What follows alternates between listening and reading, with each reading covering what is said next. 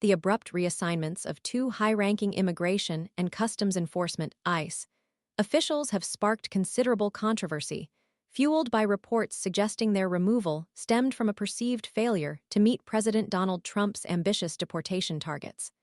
The Washington Post, citing three unnamed sources familiar with the internal developments, revealed that Russell Hott and Peter Berg, two of ICE's most senior enforcement officials, were reassigned to. Hott's new posting is at ICE's Washington, D.C. field office, while Berg has been transferred to St. Paul, Minnesota. This move underscores the significant pressure exerted upon ICE leadership to accelerate deportation numbers, a pressure that appears to have reached a critical point. During his presidential campaign, Donald Trump made highly publicized promises to deport millions and millions of undocumented immigrants. This rhetoric, a central pillar of his immigration platform, set a seemingly unattainable expectation for ICE's operational capacity and significantly influenced the agency's priorities and resource allocation. However, recent data suggests a significant discrepancy between Trump's pronouncements and the reality on the ground. Reuters reported a noticeable slowdown in ICE arrests during February, a decline from the 800 to 1,200.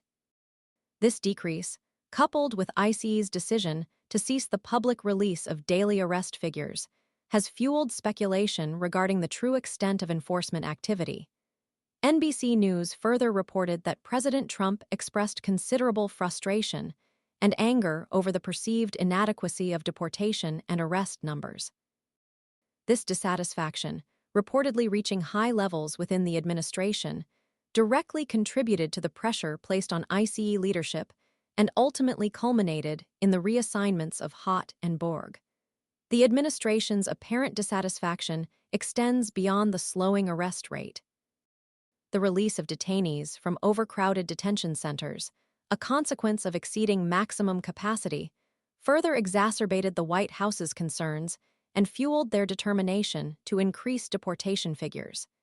In a bid to boost the numbers, the Trump administration implemented new arrest quotas, placing significant pressure on ICE to significantly increase enforcement activity. The Washington Post reported the imposition of daily arrest quotas targeting at least 1,200 to 1,500 arrests overall, with individual ICE field offices expected to achieve a minimum of 75 arrests daily. This aggressive, quota-driven approach has raised serious concerns among immigration experts, who warn that such strategies are likely to result in the arrest and deportation of undocumented individuals. The focus on sheer numbers, rather than targeting individuals with criminal histories, is seen by many as a significant departure from established priorities and a potential violation of due process. This aggressive pursuit of high deportation numbers raises important questions regarding the ethical and practical implications of prioritizing quantity over quality in immigration enforcement. The potential for sweeping arrests of individuals without criminal backgrounds, coupled with the apparent pressure placed upon ICE officials to meet arbitrary quotas, raises concerns about the fairness and efficiency of the administration's immigration policies. The shift towards prioritizing arrest numbers, regardless of the individual's backgrounds or criminal records, is not only ethically problematic, but also potentially counterproductive, diverting resources from more effective and targeted enforcement strategies.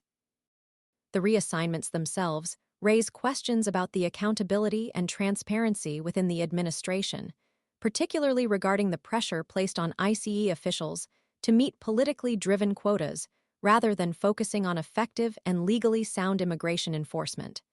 The long-term consequences of this approach, including the erosion of public trust and the potential for human rights violations, remain to be seen, but are undeniably significant concerns. The episode highlights a worrying trend: the prioritizing of political expediency over effective and humane immigration enforcement.